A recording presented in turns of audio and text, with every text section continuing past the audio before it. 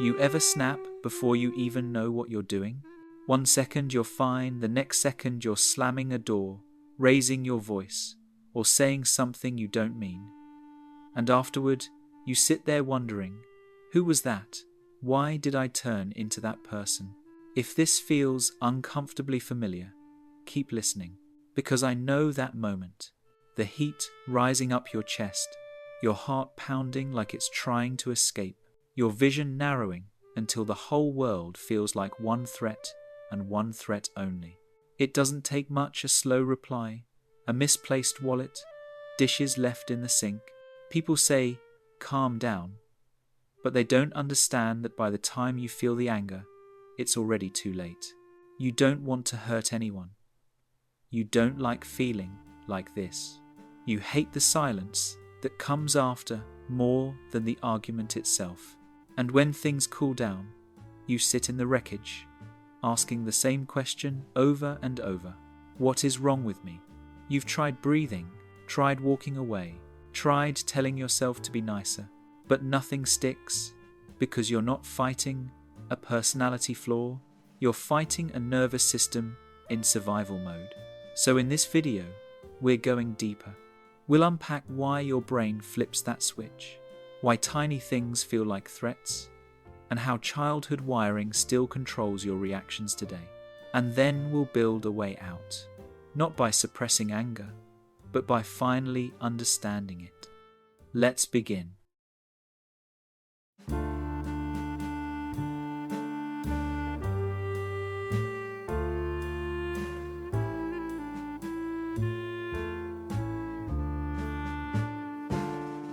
You've been told your whole life that you're hot-headed, dramatic, too sensitive, too reactive. People roll their eyes when you get upset. They joke about your temper like it's a personality flaw you should have outgrown in high school. But here's the truth most people never hear. You don't explode because you're bad. You explode because you're full. You're not waking up with an empty emotional tank like everyone assumes. You're waking up already 80, 90, sometimes 100% loaded stress from work, unresolved conflict, a lifetime of swallowing feelings because you didn't know where to put them.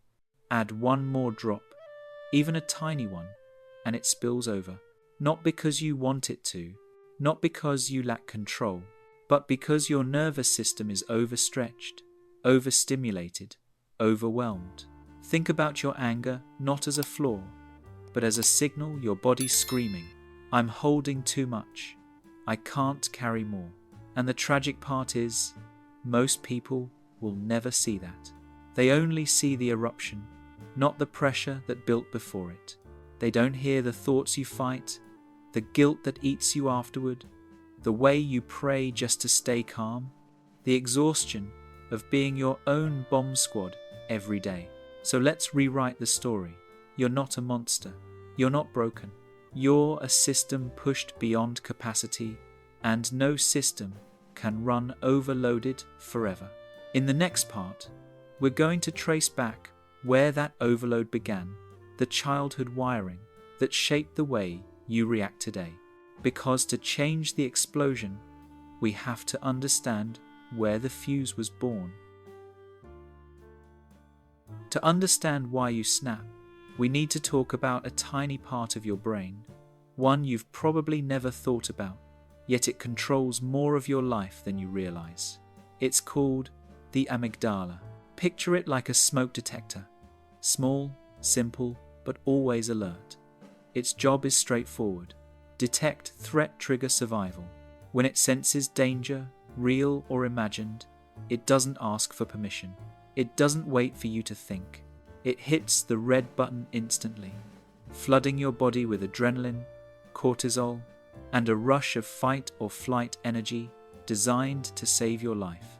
This worked perfectly in the past, when danger meant a wild animal or a violent threat. But modern life looks different. The threats you face now aren't tigers. They're late replies, cancelled plans, criticism, disappointment, messy kitchens, pressure, responsibility things. Your amygdala cannot distinguish from danger. So while the amygdala slams the gas, another part of your brain, the prefrontal cortex, responsible for logic, patience, language, empathy, is trying to hit the brakes. And most days, it never gets the chance. Because in those split seconds when anger takes over, the rational mind goes offline. It literally shuts down. Not metaphorically, neurochemically. You don't calm down because someone says, relax. You can't reason your way out because the part of you that reasons isn't accessible in that moment. This is why your anger feels faster than your thoughts. Why you regret things you said 2 minutes later. Why you look back and think, I knew better, so why didn't I act better? Not because you're weak, but because, biologically, you weren't in control. And now that you understand the chemistry, the question becomes, why is your smoke detector so reactive? Why is your threat system always on edge? To answer that, we have to go backward, way backward, to the childhood environment that programmed your nervous system in the first place. And that's where we're going next. Imagine this. 2 people start the day with a glass in their hand. Most people wake up with theirs almost empty. A slow cashier adds a little water. Traffic fills it a bit more. A rude comment adds another ounce. But the glass never spills because they still have room. But you don't wake up with an empty glass. You wake up already filled with anxiety you never voiced, responsibilities stacked on your shoulders, unresolved tension, exhaustion you carried into sleep and back out of it. By the time you open your eyes, your glass is already 80, 90, sometimes 98% full. And then someone forgets to put away the dishes, or asks a question with the wrong tone, or your app crashes. The laundry isn't folded, the plan changes last minute, and that one tiny drop by itself harmless becomes the drop that makes everything spill. Not because the drop was big, but because there was no space left inside you. This is why people misunderstand you. They think you're reacting to the drop, but you're reacting to the flood beneath it, the invisible buildup nobody sees, but you carry every minute of every day. And here's the painful truth. You work so hard to hold it all together, but holding it in is exactly what keeps the glass full. So the real work isn't about avoiding drops. It's about creating space inside the glass again. And to understand why the glass fills so easily, we have to look at where it first began filling, your childhood. If we trace this anger back far enough, we almost always find a child small, scared, unheard, not necessarily abused, not necessarily yelled at. Sometimes the wound is quieter than that. Maybe you grew up in a home where emotions were inconvenient, where crying was weakness, where fear was embarrassing, where nobody had time to ask, "What are you feeling?" And even if they did, you weren't sure how to answer. So you learned something critical. Soft emotions bring silence, but anger brings response. A slammed door got attention. A raised voice made adults stop and look. A tantrum got you seen, even if only to be scolded. And to a child, even negative attention can feel like oxygen. Your nervous system adapted. It learned to detect danger fast, to shout instead of whisper, to fight instead of feel. Because back then, it wasn't overreacting, it was surviving. Fast forward to adulthood, and your brain still thinks it needs to protect you. It doesn't know you're not that child anymore. It doesn't know the threat is gone. So when your partner is late, when things change suddenly, when life feels uncertain, your nervous system screams, "We're unsafe. Fight. Take control. Do not be small again." Your anger wasn't born from cruelty. It was born from neglect, fear, instability, or loneliness. It was the language you built when no other language worked. And now, to heal, we don't punish that child. We learn to finally listen to them. Anger isn't one shape, one tone, or one behavior. Some people explode outward, some implode inward, some look calm right until they aren't. If you get angry easily, chances are you fall into one of these three patterns, maybe even a mix of them. 1. The exploder, fire on impact. You're the one who reacts instantly. Raised voice, fast words, sharp tone. People see your anger as it happens loud, visible, unmistakable. You don't mean to attack, but in the moment it feels like survival. And afterward, guilt hits like a wave you never learned to swim through. 2. The silent burner, the internal fire. On the outside, you look controlled. You don't shout, you simmer.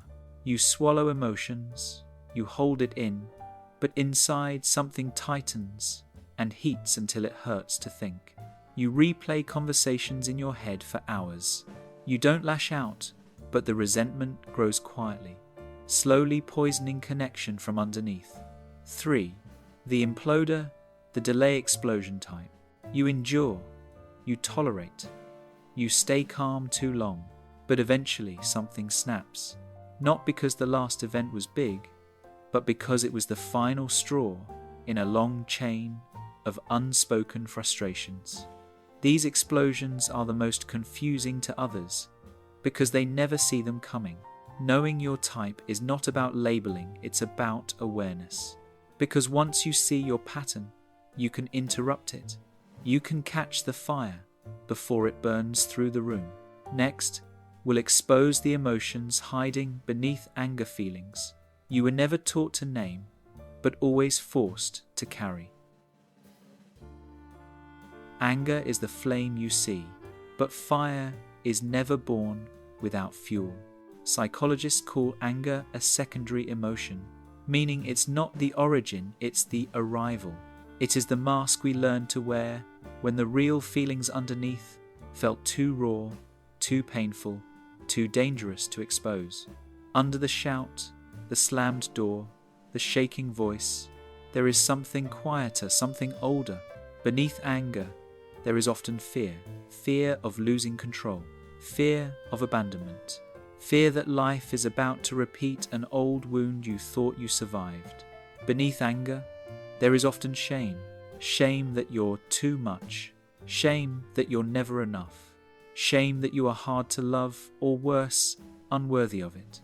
Beneath anger, there is often loneliness. The kind no room can fix. The kind where you're surrounded by people, but still feel like you're carrying your world alone. And beneath anger, there is often hurt, not fresh, ancient.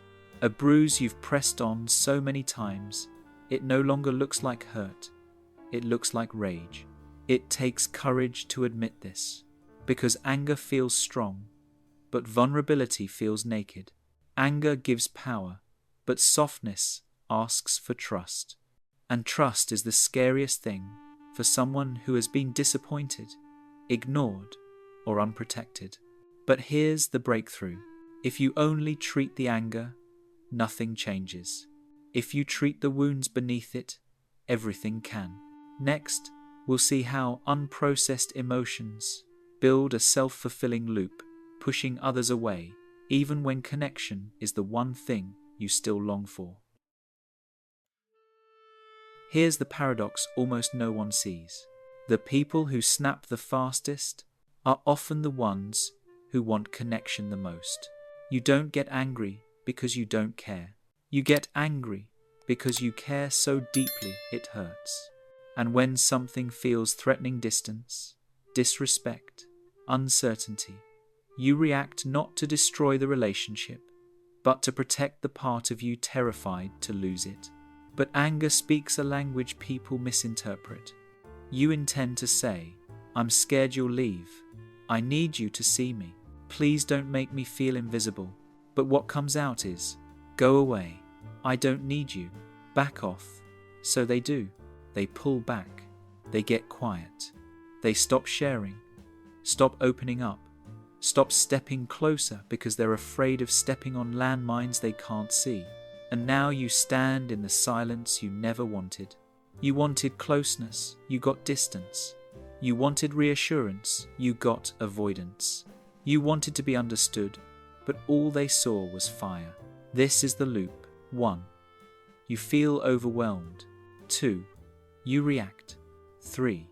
They protect themselves by retreating. 4. You feel abandoned. 5.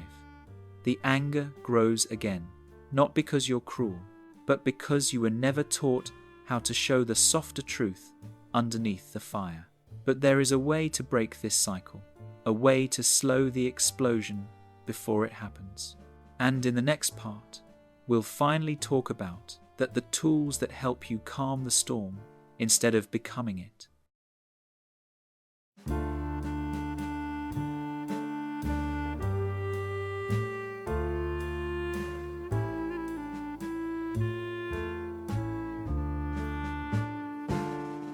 If anger is a fire, then healing is not about extinguishing flames.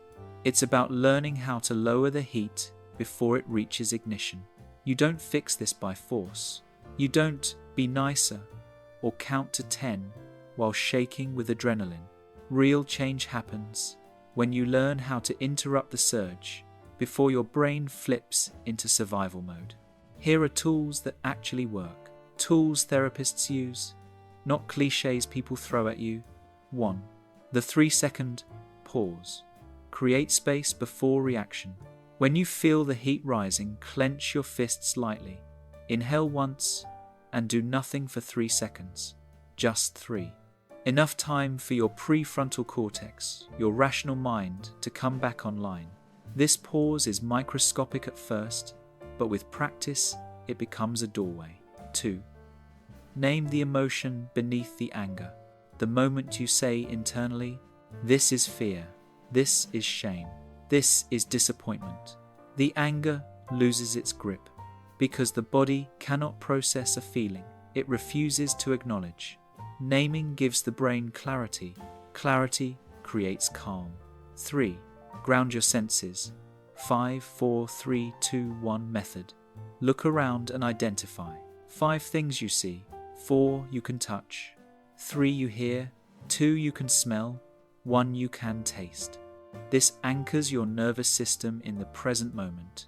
A reset button when your mind is sprinting into threat mode. 4. Journal the moment after the storm.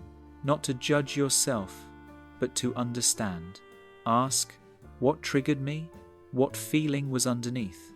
What would I say if I spoke the softer truth? Over time, patterns reveal themselves.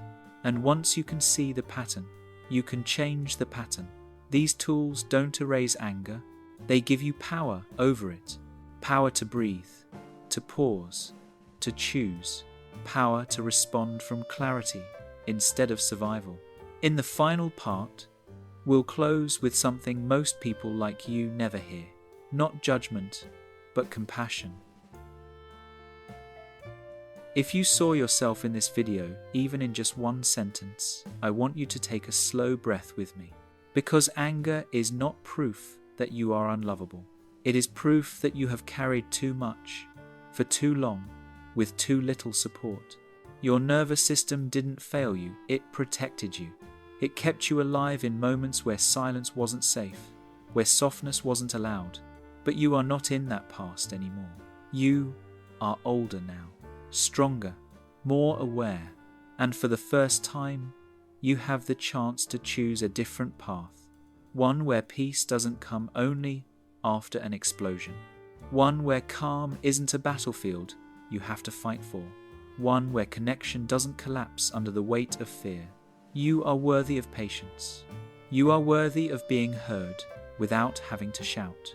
You are worthy of a life where people stay, not because they fear your anger, but because they feel your heart. If this message felt like it was written for you, tell me in the comments, what part hit you the hardest?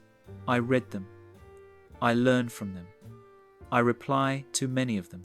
And if you want more videos like this, subscribe so you don't walk this journey alone. This is only the beginning. You deserve peace, and we're going to reach it together.